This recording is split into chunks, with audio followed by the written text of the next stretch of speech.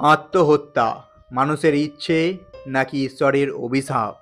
ভারতীয় দর্শনশাস্ত্র, রামায়ণ, মহাভারত, গীতা এবং বিভিন্ন দেবদেবীর পূজা অর্চনা আমাদের চ্যানেলের মধ্যে শুনতে সঙ্গে থাকুন। বন্ধুগণ, আমরা প্রায়শই এটা শুনে থাকি যে ভগবান যা চায় সেটাই হবে, অর্থাৎ হবে সেটাই যেটা বিধাতা দ্বারা রচিত। এখন এই অবস্থায় আমাদের মধ্যে অনেকবার কিছু এমন ঘটনা ঘটে থাকে যা আমাদের এটা ভাবতে বাধ্য করে যে সত্যিই কি সব কিছু ঈশ্বরের দ্বারা রচিত, নাকি এর পিছনে অন্য কোনো সত্য লুকিয়ে রয়েছে। বিশেষ করে সেই সময় যখন আমরা কারো আত্মহত্যার ঘটনা সম্পর্কে জানতে পারি, তখন আমাদের মনে এই প্রশ্নটি ঘুরতে থাকে যে সত্যিই কি এর পিছনে ভগবানের ইচ্ছে ছিল। তো বন্ধুরা, চলুন জেনে নেওয়া যাক এই প্রশ্নের উত্তর আজকের এই বিশেষ ভিডিওর মাধ্যমে। যদি ভালো লাগে অবশ্যই একটি লাইক করবেন এবং চ্যানেলটি সাবস্ক্রাইব করবেন। বন্ধুরা, এই গভীর প্রশ্নটি বোঝার জন্য সবার প্রথমে আমাদের কর্মকে জানতে হবে। কেননা অধিকাংশ মানুষের এমনটা মনে হয় যে এই জীবনে সব কিছু প্রারম্ভ কর্মের অনুসারে হয়, কিন্তু এমনটা কখনোই নয়। গীতা অনুসারে কর্মের আধারেই আমাদের পরবর্তী জন্ম নির্ধারিত হয়, আর কোন যোনিতে জন্ম হবে সেটাও ঠিক করা হয় কর্মের উপর ভিত্তি করে। আজকে আমরা যেই ফলই ভোগ করে থাকি না কেন, তা সব কিছুই আমাদের পূর্বজন্মের কর্মের কারণে। কিন্তু এই কথাটি গভীরভাবে বোঝার জন্য আমাদেরকে কর্মের সিদ্ধান্তটি ভালো করে বুঝতে হবে, যেই প্রসঙ্গে একটু পরেই আপনাদের সঙ্গে আলোচনা করব। ব্যক্তি নিরন্তর কর্ম করে যায়, ঘুমিয়ে থাকা ব্যক্তিও কর্ম করে চলেছে।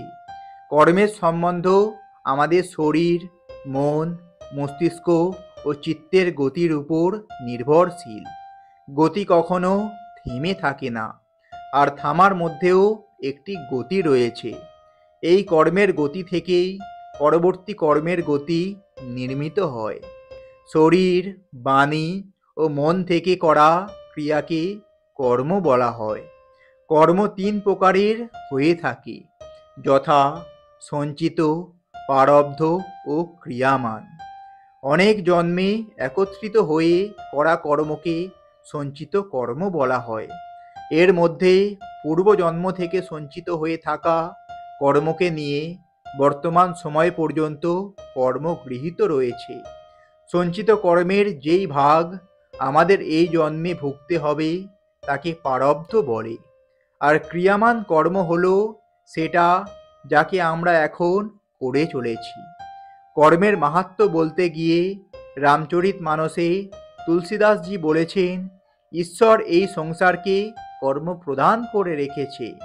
এর মধ্যে যেই মানুষ যেরকম কর্ম করে তার সেই রকম ফলপ্রাপ্ত হয়। আর এই আধারের ভিত্তিতেই কিছু মানুষের মনে এরকম প্রশ্ন ঘুরতে থাকে যে যখন সব কিছু হচ্ছে পূর্বজন্মের মুখ্যতার প্রারব্ধের আধারে, তাহলে যদি কেউ আত্মহত্যাও করে তাহলে এটাও তারই পরিণাম। কিন্তু বন্ধুরা, এরকমটা একেবারেই নয়। আত্মহত্যা কখনো নিশ্চিত হয় না, কেননা ঈশ্বর পূর্বজন্মের আধারের ভিত্তিতে পরিস্থিতি দিয়েছে যার উপর কোনো জোর চলে না। কিন্তু ঈশ্বর আমাদের মনস্থিতিও দিয়েছে, যা কেবলমাত্র আমাদের উপর রয়েছে, নাকি ঈশ্বরের উপর। আপনি এটাকে যেভাবে উপভোগ করবেন সেই রকমই পরিণাম হবে। যখন মানুষ কোনো দুঃখ বা কষ্টের কারণে অবসাদে চলে যায়, তখন আপনার মনস্থিতি বলে, ব্যাস, এখন আর এই জীবনে কিছুই নেই, আমার তো চারিদিকে শুধু দুঃখ আর দুঃখ। বন্ধুরা, এই অবস্থায় সেই মানুষের মনে আত্মহত্যা করার মতো বিচার আসে। কিন্তু ওই মনস্থিতিতেই আপনার কাছে ভগবানের ধ্যান, ভগবানের ভক্তি ও নাম ভজনা করার বিকল্প রয়েছে, যাকে সূক্ষ্মাজাদি বলে। এই কারণে সেই মানুষ নিজের আত্মহত্যা করার সিদ্ধান্তটিকে বদলে দিতে পারে। আর বন্ধুরা, তার এমনটা অবশ্যই করা উচিত, কেননা পরিস্থিতিকে বদলানো আমাদের হাতে নেই, কিন্তু মনস্থিতিকে বদলানোর পুরো অধিকার আমাদের সকলের আছে। পরিস্থিতি প্রারব্ধ থেকেই আসবে, আর তাকে আপনি কি করে সামলে নেবেন তা পুরোটাই আপনার উপর নির্ভর করছে। এতে ঈশ্বর কিছুই করতে পারবেন না। একে বন্ধুরা আপনি এভাবে বুঝে নিতে পারেন যে যখন আপনি কোনো পরীক্ষায় বসেন, তখন সেই পরীক্ষার প্রশ্নপত্রে একাধিক বিকল্প প্রশ্নে থাকে। তখন আপনি স্বতন্ত্র থাকেন যে ওই সকল প্রশ্নের মধ্যে একটি প্রশ্ন বেছে নিতে। আমাদের কর্মের আধার হলো আমাদের বিচার। আমাদের মনে সব সময় কোনো না কোনো বিচার চলতে থাকে। প্রতিদিন হাজার হাজার বিচার মনে আসে এবং যায়। কিছু বিচার একবারই চলে আসে, আবার কিছু বিচার বারবার চিন্তা ভাবনা করার পরও আসে না। যে বিচার বারবার আসে তার উপর আমরা সিদ্ধান্ত টিকিয়ে নিই, যার ফলে সেই বিচারটি আমাদের কর্মতে পরিণত হয়। এখন যদি আমাদের মনে সুবিচার আসে, তাহলে ভালো কর্ম আমরা করব, আর যদি কুবিচার আসে তাহলে তার ফল হবে খারাপ কর্ম। এই কারণে বলা যেতে পারে আমাদের ভালো এবং খারাপ কর্মের ফল আমাদের বিচারের উপর নির্ভরশীল। আমাদের মন না তো চুপচাপ থাকতে পারে, আর না তো আমরা কোনো কর্ম না করে থাকতে পারি। মনের মধ্যে কোনো না কোনো বিচার আসতেই থাকে, আর আমাদের কর্মের স্তর এভাবেই বাড়তে থাকে। এই কারণে যদি এই জন্মে এবং পরবর্তী জন্মে সুখে থাকতে চাও, তাহলে মনসা বাচা কর্মণা কারোরই খারাপ করো না। অর্থাৎ মন থেকে নিজের কর্ম দিয়ে, নিজের বচন দিয়ে কখনো কারো খারাপ করো না। আপনি প্রকৃতি ও পরিস্থিতি কাউকে বদলাতে পারবেন না, কিন্তু নিজের কর্মকে বদলে নিজের জীবন সামলে কিংবা গুছিয়ে নিতে পারেন। সুখ এবং দুঃখ জীবনের অংশ।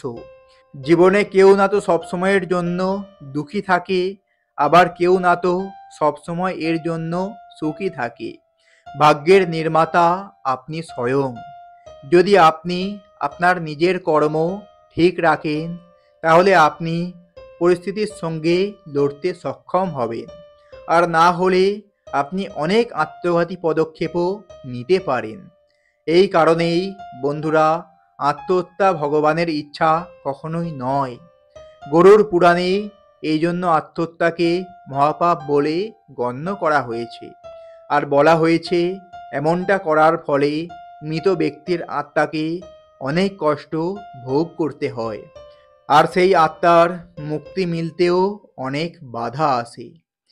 তো বন্ধুগণ, আশা করি আমাদের এই ভিডিওটি দেখে আপনারা সমৃদ্ধ হয়েছেন। ভালো লাগলে অবশ্যই আপনজনের উদ্দেশ্যে এটি শেয়ার করবেন। আজ এখানেই শেষ করলাম, দেখা হবে পরের ভিডিওতে। ভালো থাকুন, সুস্থ থাকুন, ধন্যবাদ। ঈশ্বর আপনাদের মঙ্গল করুক।